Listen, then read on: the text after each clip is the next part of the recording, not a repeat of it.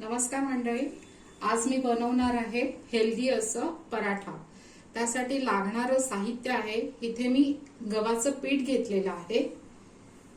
त्यानंतर इथे कोंडा म्हणजे व्हीट ब्राउन ते घेतलेलं आहे। आपण इथे जे पीठ घेतलेलं आहे गव्हाचं ते चाळून घेतलेलं नाही आहे, ते तसंच आहे। आणि मी एक्स्ट्रा कोंडा जो बाजारात मिळतो तो घेतलेला आहे। आणि इथे ओट्सची आपले ओट्स असतात त्याची मिक्सरला पावडर करून त्याचं पीठ केलेलं आहे। त्यानंतर दुसरं आपल्याला मसाले लागणार आहेत, त्यासाठी मी इथे हळद पावडर, गरम मसाला, धणा जिरा पावडर, मीठ। धणा जिरा पावडर मी जरा जास्त घेतलेली आहे। त्यानंतर यामध्ये आपल्याला टाकण्यासाठी हवं आहे कांदा, हिरवी मिरची, कोथिंबीर, पनीर आणि मोहन आपण थोडंसं घालणार आहोत, त्यासाठी तेल। गव्हाचं पीठ आहे ते मी घेतलेलं आहे। त्यानंतर इथे मी हा कोंडा आहे तो सुद्धा गव्हाचा आहे, तो घालणार आहे। त्यानंतर ही ओट्सचं पीठ आहे ते आहे। त्यानंतर आपले इथे मसाले हळद, गरम मसाला, धणा जिरा पावडर आणि मीठ हे सुद्धा घातलेले आहेत। आता कांदा, हिरवी मिरची, कोथिंबीर भरपूर घालायची आहे आणि पनीर।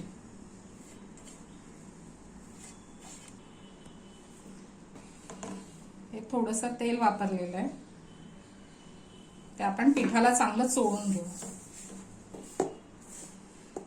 आता आपण पाण्याने ते भिजवून घेऊ। हे आता आपलं पीठ मळून झालेलं आहे। आता आपण ते 5 मिनिटं फक्त ठेवून नंतर मग याचे पराठे छोटे छोटे करू। आता आपण ह्याचे पराठे तयार करायला घेऊ।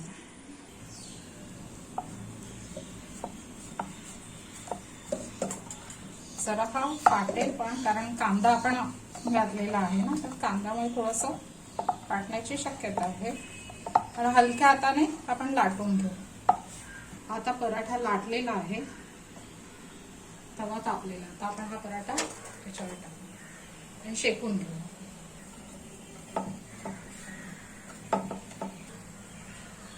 मी थोडंसं तूप लावणार आहे।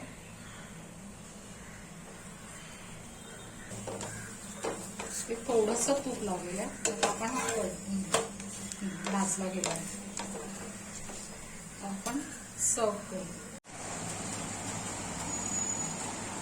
आता आपले पराठे रेडी आहेत। त्यासोबत किंवा सॉस बरोबर तुम्ही खाऊ शकता। आवडल्यास नक्की लाईक, शेअर आणि सबस्क्राईब करा आणि प्लीज कमेंट्स करा।